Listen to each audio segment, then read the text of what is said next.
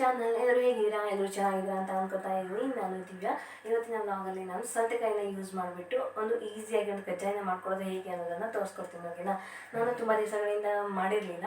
ಇದು ನನ್ನ ಮಗಳಿಗೆ ಕೂಡ ತುಂಬ ಇಷ್ಟ. ಸಾಫ್ಟಾಗಿ ತಿನ್ನೋಕ್ಕೆ ಎಮ್ಮಿ ಆಗಿರುತ್ತೆ ಅಂತ ಹೇಳ್ಬೋದು. ಓಕೆ ಗೈಸ್, ಇವಾಗ ನಾನು ಸ್ಟಾರ್ಟ್ ಮಾಡ್ತೀನಿ. ಯಾವ ರೀತಿ ಮಾಡೋದು ಅನ್ನೋದು ತೋರಿಸ್ಕೊಡ್ತೀನಿ. ಓಕೆನಾ? ಅದಕ್ಕಿಂತ ಮೊದಲು ಯಾರೆಲ್ಲ ನನ್ನ ಚಾನಲ್ ಸಬ್ಸ್ಕ್ರೈಬ್ ಮಾಡ್ಕೊಂಡಿಲ್ಲ ದಯವಿಟ್ಟು ಹೋಗಿ ಸಬ್ಸ್ಕ್ರೈಬ್ ಮಾಡ್ಕೊಳ್ಳಿ. ಪಕ್ಕದಲ್ಲಿ ಇರುವಂಥ ಬೆಲ್ಲೈಕನ್ನ ಕ್ಲಿಕ್ ಮಾಡಿದರೆ ಆಲ್ ಅನ್ನೋ ಆಪ್ಷನ್ನ ಸೆಲೆಕ್ಟ್ ಮಾಡಿಕೊಂಡ್ರೆ ನಿಮಗೆ ನೋಟಿಫಿಕೇಶನ್ ಬರುತ್ತೆ ಅಂತ ಹೇಳ್ತಾ ಈ ವಿಡಿಯೋ ನಿಮಗೆ ಲಾಸ್ಟಲ್ಲಿ ಇಷ್ಟ ಆಗಿದರೆ ಅದು ಲೈಕ್ ಮಾಡಿ, ಕಮೆಂಟ್ ಮಾಡಿ, ಶೇರ್ ಮಾಡಿ. ಓಕೆ ಗೈಸ್, ಬನ್ನಿ ಸ್ಟಾರ್ಟ್ ಮಾಡೋಣ. ಓಕೆ ಗೈಸ್, ನೋಡ್ತಾ ಇರ್ಬೋದು ನೀವಿಲ್ಲಿ. ನಾನಿಲ್ಲಿ ಈ ಗ್ಲಾಸಲ್ಲಿ 1 ಗ್ಲಾಸ್ ಅಕ್ಕಿನ ನೆನೆ ಹಾಕಿದ್ದೆ. ಇದು 250 ml ಗ್ಲಾಸ್ ಅಂತ ಹೇಳ್ಬೋದು. ಇದರಲ್ಲಿ 1 ಗ್ಲಾಸ್ ಅಕ್ಕಿನ ನಾನು 4 hours ನೆನೆ ಹಾಕಿದ್ದೆ. ಇವಾಗ ಇದು ಚೆನ್ನಾಗಿ ನೆನ್ಕೊಂಡಿದೆ, ನೋಡ್ತಾ ಇರ್ಬೋದು. ನಿಮಗೆ ಬೇಗ ಬೇಕು ಅಂತಂದರೆ ಒಂದು 2 hours ಇದನ್ನ ನೆನೆ ಹಾಕೋಬೋದು. ಬಿಸಿನೀರಲ್ಲಿ ನೆನೆ ಹಾಕ್ಕೊಂಡ್ರೆ ಇದು ಬೇಗ ನೆನೆಯುತ್ತೆ. ಓಕೆ ಗೈಸ್, ಇವಾಗ ಇದನ್ನ ನಾನು ಚೆನ್ನಾಗಿ ತೊಳೆದು ಇಟ್ಕೊಂಡಿದ್ದೀನಿ. ಇವಾಗ ಇದನ್ನ ಮಿಕ್ಸಿ ಜಾರ್ಗೆ ಹಾಕೋಬೇಕು. ಓಕೆ ಗೈಸ್, ನಾನು ಇದಕ್ಕೆ ಇವಾಗ ಒಂದು ಸೌತೆಕಾಯಿನ ತಗೋತಾ ಇದ್ದೀನಿ. ಇದು ಮೀಡಿಯಮ್ ಸೈಜ್ ಸೌತೆಕಾಯಿ. 1 ಗ್ಲಾಸ್ ಅಕ್ಕಿಗೆ ನಾನು ಒಂದೇ ಸೌತೆಕಾಯಿನ ಯೂಸ್ ಮಾಡ್ತಾ ಇರೋದು. ಇದನ್ನು ಸಿಪ್ಪೆ ತೆಗೆದುಬಿಟ್ಟು ಚೆನ್ನಾಗಿ ಚಿಕ್ಕದಾಗಿ ಹೆಚ್ಕೋಬೇಕು. ಓಕೆ, ನಾನು ಇವಾಗ ಇದನ್ನ ಹೆಚ್ಕೊಂಡು ಬರ್ತೀನಿ. ಓಕೆ, ಇವಾಗ ಈ ಸೌತೆಕಾಯಿನ ನಾನು ಚಿಕ್ಕದಾಗಿ ಹೆಚ್ಕೊಂಡಿದ್ದಾಗಿದೆ. ನೋಡ್ತಾ ಇರ್ಬೋದು. ನಾನು ಒಳಗಡೆ ತಿರುಳೇನೂ ತೆಗೆದಿಲ್ಲ, ಅದನ್ನು ಹಾಗೆ ಹಾಕಿದ್ದೀನಿ. ನಿಮಗೆ ಅದು ಬೇಡ ಅಂತಂದರೆ ನೀವು ತಿರುಳನ್ನ ತೆಗೆದುಬಿಟ್ಟು ಸೌತೆಕಾಯಿನ ಹಾಗೆ ಚಿಕ್ಕದಾಗಿ ಹೆಚ್ಕೊಂಡು ಹಾಕೋಬೋದು.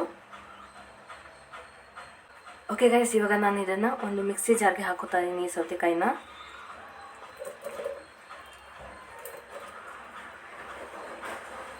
ಹಾಗೆ ಇದಕ್ಕೆ ಅಕ್ಕಿನೂ ಕೂಡ ನಾನು ಸೇರಿಸ್ಕೊತಾ ಇದ್ದೀನಿ.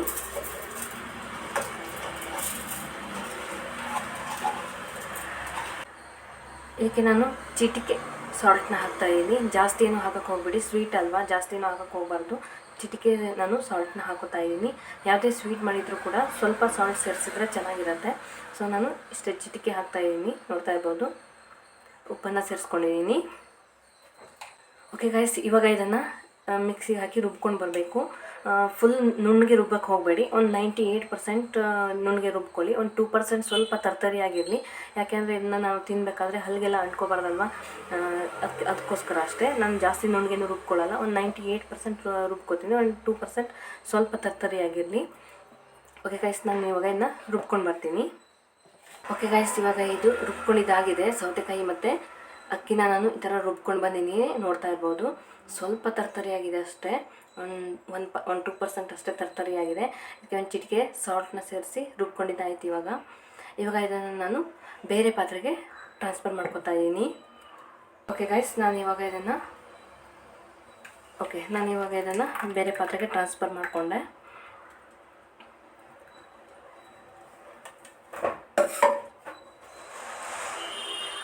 ಇವಾಗ ಇದಕ್ಕೆ ನಾನು ಒಂದು 1/4 ಸ್ಪೂನ್ ಏಲಕ್ಕಿನ ಹಾಕೋತಾ ಇದ್ದೀನಿ. ಇದಕ್ಕೆ ನಾನು ಒಂದು 3/4 ಬೆಲ್ಲ ತೊಗೋತಾ ಇದ್ದೀನಿ. ಇದರಲ್ಲಿ 1 ಗ್ಲಾಸ್ ಅಕ್ಕಿನ ತೊಗೊಂಡಿದ್ದೆ ಅಲ್ವಾ, ಇದರಲ್ಲಿ ನಾನು 3/4 ಗ್ಲಾಸ್ ಬೆಲ್ಲನ ತೊಗೋತಾ ಇದ್ದೀನಿ. ನೀವು ಸ್ವಲ್ಪ ಕಡಿಮೆ ಬೇಕು ಅಂತ ಅಂದರೆ ಹಾಕ್ಕೋಬೋದು, ಸ್ವಲ್ಪ ಜಾಸ್ತಿ ಬೇಕಾದರೂ ಹಾಕ್ಕೋಬೋದು. ಸ್ವೀಟ್ನ ನೋಡಿಕೊಂಡು ಹಾಕ್ಕೊಳ್ಳಿ.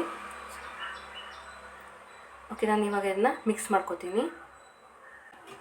ಓಕೆ, ಇವಾಗ ಇದನ್ನು ಬೆಲ್ಲ ಹಾಕಿ ಚೆನ್ನಾಗಿ ಮಿಕ್ಸ್ ಮಾಡ್ಕೊಂಡಿದ್ದಾಗಿದೆ. ನೋಡ್ತಾ ಇರ್ಬೋದು, ಚೆನ್ನಾಗಿ ಮಿಕ್ಸ್ ಆಗಿದೆ. ಈ ಥರ ಚೆನ್ನಾಗಿ ಮಿಕ್ಸ್ ಮಾಡ್ಕೋಬೇಕು. ಬೆಲ್ಲ ಹಾಕಿಬಿಟ್ಟು ಗಂಟೆಲ್ಲ ಇರಬಾರ್ದು. ಆ ಥರ ಚೆನ್ನಾಗಿ ಮಿಕ್ಸ್ ಮಾಡಿಕೊಂಡು ಇವಾಗ ಇದನ್ನು ಸ್ವೀಟ್ ಬೇಕಾದರೆ ನೋಡ್ಕೊಳ್ಳಿ. ನಿಮಗೆ ಜಾಸ್ತಿ ಬೇಕು ಅಂದರೆ ಮತ್ತು ಸ್ವಲ್ಪ ಹಾಕ್ಕೋಬೋದು, ಅಥವಾ ಕಡಿಮೆ ಬೇಕಾದರೆ ಕಡಿಮೆ ಮಾಡ್ಕೋಬೋದು. ನೋಡ್ಕೊಂಡು ಹಾಕ್ಕೊಳ್ಳಿ ಸ್ವೀಟ್ನ. ಇವಾಗ ಇದನ್ನು ಗ್ಯಾಸ್ ಫ್ಲೇಮ್ನ ಮೀಡಿಯಮ್ ಫ್ಲೇಮಲ್ಲಿ ಇಟ್ಕೊಂಡು ಕಾಯಿಸ್ಕೊಬರ್ಬೇಕು. ಓಕೆ ಗೈಸ್, ನಾನು ಇವಾಗ ಇದನ್ನು ಕಾಯಿಸ್ಕೊತೀನಿ.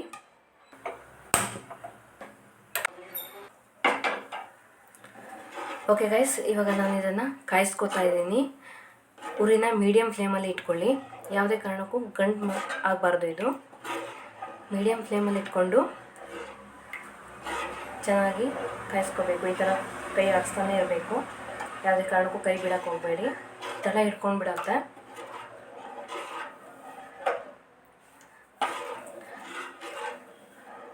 ಇದು ನನಗೆ ನಮ್ಮ ಅಮ್ಮ ಹೇಳ್ಕೊಟ್ಟಿರುವಂಥದ್ದು. ನಮ್ಮಮ್ಮ ಮಾಡ್ತಾಯಿದ್ರು, ನಾನು ಅದನ್ನು ನೋಡಿ ಕಲ್ತ್ಕೊಂಡಿದ್ದೀನಿ. ಇದನ್ನು ನೀವು ಹಬ್ಬಗಳಲ್ಲಾಗಿರ್ಬೋದು ಅಥವಾ ಮನೆಗೆ ಯಾರಾದರೂ ಗೆಸ್ಟ್ ಬಂದವಾಗ ಆಗಿರ್ಬೋದು, ನೀವೇನನ್ನ ಮಾಡ್ಕೋತೀರಾ ಅಂತ ಅಂದರೆ ಬೇಗ ಮಾಡ್ಕೊಬಿಡ್ಬೋದು. ತಿನ್ನೋಕ್ಕೂ ತುಂಬಾ ರುಚಿಯಾಗಿರುತ್ತೆ ಅಂತ ಹೇಳ್ಬೋದು. ದೋಸೆ ಹಿಟ್ಟನ್ನು ಹೇಗೆ ಮಾಡ್ಕೊತೀರ ಅದೇ ಥರ ಸ್ವಲ್ಪ ತೆಳ್ಳಗಿದ್ರೆ ಬೆಸ್ಟು. ದೋಸೆ ಹಿಟ್ಟಿನಷ್ಟು ಗಟ್ಟಿಯಾಗಿರೋದು ಬೇಡ, ಸ್ವಲ್ಪ ಅದಕ್ಕಿಂತ ಸ್ವಲ್ಪ ತೆಳ್ಳಗೆ ಮಾಡಿಕೊಂಡ್ರೆ ಬೆಸ್ಟು. ಈ ಥರ ನೋಡಿ, ಇವಾಗ ಇದು ಗಟ್ಟಿ ಆಗ್ತಾ ಇದೆ. ಯಾವುದೇ ಕಾರಣಕ್ಕೂ ಕೈ ಬಿಡೋಕ್ಕೆ ಹೋಗಬೇಡಿ.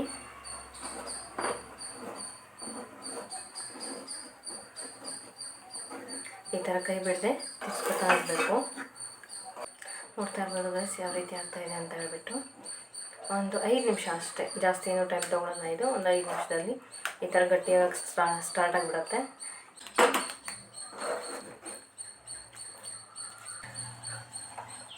ಓಕೆ ಗೈಸ್, ಇದನ್ನು ನೀವು ಈ ರೀತಿ ಬೇರೆ ಮತ್ತೊಂದು ಸ್ಪೂನ್ನ ಯೂಸ್ ಮಾಡಿಬಿಟ್ಟು ಈ ಥರ ಸೌಟ್ಗೆಲ್ಲ ಹಿಡ್ಕೊಂಡಿರುತ್ತಲ್ವ ಅದನ್ನ ತೆಕ್ಕೊಂಬಿಡಿ. ಪೂರ್ತಿ ಅಂಟ್ಕೊಂಡ್ಬಿಡತ್ತೆ ಅದು ಸೌಟ್ಗೆ. ಓಕೆ ಗೈಸ್, ನೋಡ್ತಾ ಇರ್ಬೋದು ನೀವು. ಇಷ್ಟ ಆದರೆ ಸಾಕು. ನಾನು ಇವಾಗ ಫ್ಲೇಮ್ನ ಆಫ್ ಮಾಡ್ತೀನಿ. ಇಷ್ಟ ಆಗಿದ್ದರೆ ಸಾಕು. ನೋಡ್ತಾ ಇರ್ಬೋದು ಯಾವ ರೀತಿ ಇದೆ ಅಂತ ಹೇಳ್ಬಿಟ್ಟು. ಇವಾಗ ಇದನ್ನ ಈ ಥರ ಪ್ರೆಸ್ ಮಾಡ್ಕೋಬೇಕು. ಗಂಟೆಲ್ಲ ಇದ್ದರೆ ಇದು ಹೋಗಲಿ ಅಂತ ಹೇಳಿಬಿಟ್ಟು. ಓಕೆ ಗೈಸ್, ಇವಾಗ ಇದು ರೆಡಿಯಾಗಿದೆ. ಇದನ್ನ ತಣ್ಣಗಾಗೋದಕ್ಕೆ ಬಿಡಬೇಕು. ಒಂದು ಅರ್ಧ ಗಂಟೆ ನಾನು ಇದನ್ನು ತಣ್ಣಗಾಗೋದಕ್ಕೆ ಬಿಡ್ತೀನಿ.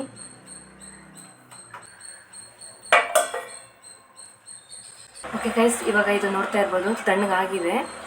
ಇವಾಗ ಇದನ್ನ ಚಿಕ್ಕ ಚಿಕ್ಕ ಉಂಡೆಗಳನ್ನಾಗಿ ಮಾಡ್ಕೊಂಡ್ಬಿಟ್ಟು ಎಣ್ಣೆಯಲ್ಲಿ ಡೀಪ್ ಫ್ರೈ ಮಾಡಬೇಕಾಗತ್ತೆ. ನೋಡ್ತಾ ಇರ್ಬೋದು ಗೈಸ್, ಈ ರೀತಿ ಇದೆ. ಇವಾಗ ಇದನ್ನ ನಾನು ಉಂಡೆಗಳನ್ನಾಗಿ ಮಾಡ್ಕೋತೀನಿ.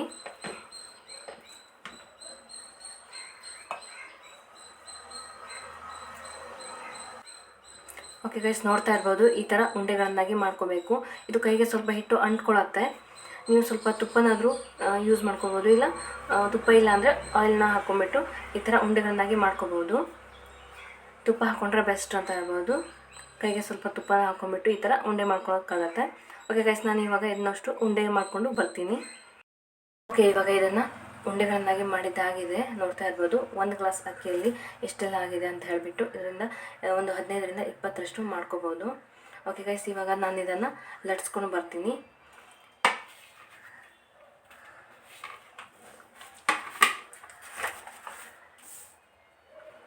ಲಟ್ಸ್ಕೊಳ್ಳೋಕ್ಕೆ ನಾನಿಲ್ಲಿ ಪ್ಲಾಸ್ಟಿಕ್ನ ಯೂಸ್ ಮಾಡ್ತಾ ಇದ್ದೀನಿ. ನಿಮ್ಮ ಹತ್ರ ಬಾಳೆ ಎಲೆ ಇದ್ದರೆ ನೀವು ಬಾಳೆ ಎಲೆನೂ ಕೂಡ ಯೂಸ್ ಮಾಡ್ಕೋಬೋದು. ನಾನಿಲ್ಲಿ ಪ್ಲಾಸ್ಟಿಕ್ನ ಯೂಸ್ ಮಾಡ್ತಾ ಇದ್ದೀನಿ. ಕೈಗೆ ಈ ಥರ ಸ್ವಲ್ಪ ತುಪ್ಪನ ಸವರ್ಕೊಂಡ್ಬಿಟ್ಟು ನೋಡ್ತಾ ಇರ್ಬೋದು ಈ ಥರ ಉಂಡೆಗಳನ್ನು ತಗೊಂಡು ಹಿಂಗೆ ಪ್ರೆಸ್ ಮಾಡಬೇಕಷ್ಟೇ. ಈ ಥರ ಪ್ರೆಸ್ ಮಾಡಿಕೊಂಡ್ರೆ ಆಯಿತು. ಅದು ಹೇಗೆ ಕಾಣಿಸ್ತಾ ಇದೆ ಅಂತ ಹೇಳ್ಬಿಟ್ಟು ಎಲ್ಲನೂ ಇದೇ ಥರ ಪ್ರೆಸ್ ಮಾಡಿಕೊಂಡು ಇದನ್ನು ಎಣ್ಣೆಯಲ್ಲಿ ಡೀಪ್ ಫ್ರೈ ಮಾಡ್ಕೋಬೇಕು. ನಾನು ಇವಾಗ ಎಲ್ಲನೂ ಪ್ರೆಸ್ ಮಾಡ್ಕೋತೀನಿ. ನೋಡ್ತಾ ಇರ್ಬೋದು ಇದನ್ನು ಈ ಥರ ಕೈಯಲ್ಲಿ ಈ ಥರ ಬೇಕಾದರೂ ಮಾಡ್ಕೋಬೋದು, ಇಲ್ಲ ಈ ಥರ ಪ್ರೆಸ್ ಮಾಡ್ಕೋಬೋದು ಅಷ್ಟೇ. ಒಂದೇ ಒಂದು ಸಲ ಈ ರೆಸಿಪಿನ ಮನೇಲಿ ಟ್ರೈ ಮಾಡಿ ಯಾವ ರೀತಿ ಇತ್ತು ಅಂತ ಹೇಳಿಬಿಟ್ಟು ಕಮೆಂಟ್ ಮಾಡಿ. ಎಲ್ರಿಗೂ ತುಂಬಾ ಇಷ್ಟ ಆಗತ್ತೆ ಅಂತ ಹೇಳ್ಬೋದು. ಕೂಡ ನೋಡೋಕ್ಕೆ ಕಜ್ಜಾಯ ಥರನೇ ಇರುತ್ತೆ. ನಾವು ಅಕ್ಕಿನ ಮಾಡ್ಕೋತೀವಲ್ಲ, ಅಕ್ಕಿನ 2 ಡೇಸ್ವರೆಗೂ ನೆನೆ ಹಾಕಿಬಿಟ್ಟು ಅದನ್ನು ಒಣಗಿಸಿ ಪೌಡ್ರ್ ಮಾಡ್ಕೊಂಬಿಟ್ಟು ಆ ಥರ ಮಾಡ್ತೀವಲ್ಲ, ಅದೇ ಥರನೇ ಕಾಣಿಸುತ್ತೆ. ಆದರೆ ಇದು ಅಷ್ಟೆಲ್ಲ ಟೈಮ್ ತೊಗೊಳ್ಳಲ್ಲ ಮಾಡೋಕ್ಕೆ, ಬೇಗ ಮಾಡ್ಕೊಂಬಿಡ್ಬೋದು. ಓಕೆ ಗೈಸ್, ನೋಡ್ತಾ ಇದ್ದೀರಾ ನಾನು ಎಲ್ಲನೂ ಈ ಥರ ಲಟ್ಸಿ ಇಟ್ಕೊಂಡಿದ್ದೀನಿ. ಇವಾಗ ಇದನ್ನು ಡೀಪ್ ಫ್ರೈ ಮಾಡ್ಕೊಳ್ಳೋಣ. ಗೈಸ್, ನಾನಿಲ್ಲಿ ಆಯಿಲನ್ನು ಬಿಸಿ ಹಾಕಿ ಇಟ್ಟಿದ್ದೆ. ಇವಾಗ ಇದು ಬಿಸಿಯಾಗಿದೆ. ಇವಾಗ ನಾವು ಒಂದೊಂದೇ ಡೀಪ್ ಫ್ರೈ ಮಾಡ್ಕೊಳ್ಳೋಣ.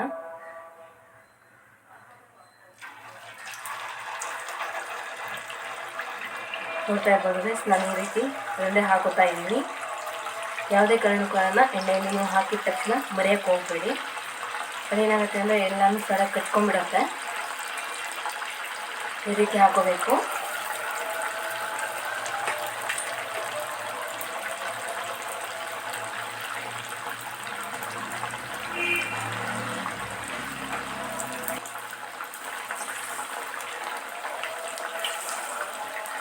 ಇದು ನಾನು ನನ್ನ ಅಮ್ಮನಿಂದ ಕಲ್ತಿರುವಂಥ ಕಜ್ಜಾಯ ಅಂತ ಆಗ್ಬೋದು. ಪ್ರತಿಯೊಂದನ್ನು ಕೂಡ ನಾನು ನನ್ನ ಅಮ್ಮನಿಂದ ಕಲ್ತಿರುವಂಥದ್ದೇ. ಸ್ವೀಟ್ಸ್ ಆಗಿರ್ಬೋದು, ಅಡುಗೆನಾಗಿರ್ಬೋದು, ಎಲ್ಲನೂ ಅವ್ರು ಮಾಡಿರೋದನ್ನೇ ನೋಡಿ ನಾನು ಕಲ್ತಿದ್ದು. ಇದಕ್ಕೆ ನಮ್ಮ ಕಡೆ ಕಜ್ಜಾಯ ಅಂತ ಹೇಳಲ್ಲ, ಅಪ್ಪಲ್ ಅಂತ ಹೇಳ್ತಾರೆ. ಇದು ಜಾಸ್ತಿ ಏನು ಕರಿಯೋಕ್ಕೆ ಹೋಗಬೇಡಿ, ಗೋಲ್ಡನ್ ಬ್ರೌನ್ ಕಲರ್ ಬರೋವರೆಗೂ ಎಲ್ಲ ಕರ್ಕೊಂಡ್ರೆ ಸಾಕು. ಜಾಸ್ತಿ ಕರ್ಕೊಂಡ್ಬಿಟ್ರೆ ಏನಾಗುತ್ತೆ ಅಂತಂದರೆ ನಾರ್ನಾರ ಥರ ಆಗಿರುತ್ತೆ, ತಿನ್ನೋಕ್ಕೆ ಅಷ್ಟು ಚೆನ್ನಾಗಿರಲ್ಲ. ಇವಾಗ ನಾನು ಇದನ್ನು ಎಲ್ಲನೂ ಮುರ್ಕೋತಾ ಇದ್ದೀನಿ ಈ ಥರ.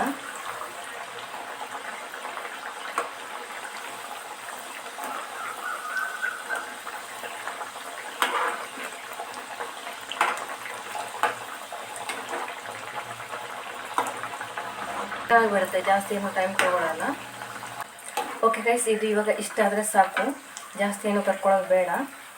ನಾನು ಇವಾಗ ಇದನ್ನ ತೆಕ್ಕೊಂಡ್ಬಿಡ್ತೀನಿ. ಜಾಸ್ತಿ ಕರೆದ್ರೆ ಏನಾಗುತ್ತೆ ಅಂದರೆ ಇದು ನಾರ್ನಾರ್ ಥರ ಆಗಿಬಿಡುತ್ತಲ್ವಾ, ಸೊ ಬೇಗ ತೆಕ್ಕೊಂಬಿಡಿ.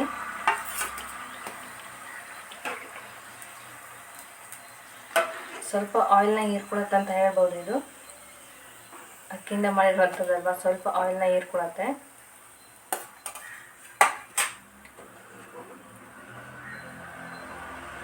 ಇವಾಗ ನಾನು ಮತ್ತೆ ಹಾಕೋತಾ ಇದ್ದೀನಿ.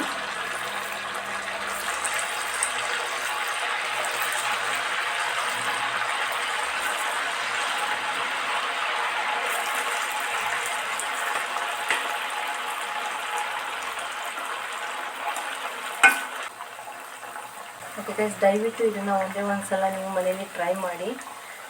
ಮನೇಲಿ ಮಕ್ಕಳಿದ್ರೆ ಈ ಥರ ಸ್ನ್ಯಾಕ್ಸ್ನ ಮಾಡಿಕೊಟ್ರೆ, ಈ ಥರ ಸ್ನ್ಯಾಕ್ಸ್ ಅಲ್ಲ ಸ್ವೀಟು ಮಾಡಿಕೊಟ್ರೆ ಚೆನ್ನಾಗಿರುತ್ತೆ ಅಂತ ಹೇಳ್ಬೋದು. ಮಕ್ಕಳು ಇಷ್ಟಪಟ್ಟು ತಿಂತಾರೆ. ನನ್ನ ಮಗಳಿಗೆ ನಾನು ಯಾವುದೇ ಪ್ಯಾಕೆಟ್ ಫುಡ್ಸ್ನ ಕೊಡೋಲ್ಲ. ಲೇಸ್ ಆಗಿರ್ಬೋದು, ಚಿಪ್ಸ್ ಆಗಿರ್ಬೋದು, ಅಥವಾ ಯಾವುದೇ ಬೇಕರಿ ಐಟಮ್ಸ್, ಕೇಕ್, ಚಾಕ್ಲೇಟ್, ಈ ಥರ ಯಾವುದೇ ಐಟಮ್ಸ್ನ ನಾನು ಅವಳಿಗೆ ಜಾಸ್ತಿ ಕೊಡೋಲ್ಲ.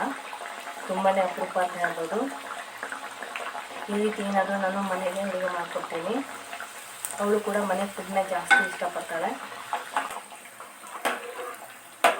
ಓಕೆ ಗೈಸ್, ಇದು ಇವಾಗ ಆಗಿದೆ, ನೋಡ್ತಾ ಇರ್ಬೋದು ನೀವು ಎಷ್ಟು ಚೆನ್ನಾಗಿದೆ ಅಂತ ಹೇಳ್ಬಿಟ್ಟು. ಈ ಥರ ಸ್ಮೂತಾಗಿ ಬಂದಿದೆ, ನೋಡ್ತಾ ಇರ್ಬೋದು. ಇದನ್ನು ನೀವು ತುಪ್ಪದ ಜೊತೆ ತಿಂತಾ ಇದ್ದರೆ ತುಂಬಾ ಚೆನ್ನಾಗಿರುತ್ತೆ ಅಂತ ಹೇಳ್ಬೋದು. ದಯವಿಟ್ಟು ಒಂದೇ ಒಂದು ಸಲ ಈ ರೆಸಿಪಿನ ಮನೇಲಿ ಟ್ರೈ ಮಾಡಿ. ನಿಮಗೆ ಈ ವಿಡಿಯೋ ಇಷ್ಟ ಆಗಿದ್ದರೆ ಲೈಕ್ ಮಾಡಿ, ಕಮೆಂಟ್ ಮಾಡಿ, ಶೇರ್ ಮಾಡಿ. ಇದಾಗಿತ್ತು ಇವತ್ತಿನ ವ್ಲಾಗ್. ದಯವಿಟ್ಟು ನನ್ನ ಚಾನಲ್ನ ಸಬ್ಸ್ಕ್ರೈಬ್ ಮಾಡ್ಕೊಳ್ಳೋದನ್ನ ಮಾತ್ರ ಮರಿಬೇಡಿ ಅಂತ ಮುಂದಿನ ವಿಡಿಯೋದಲ್ಲಿ ಮತ್ತೆ ಸಿಗ್ತೀನಿ ಅಂತ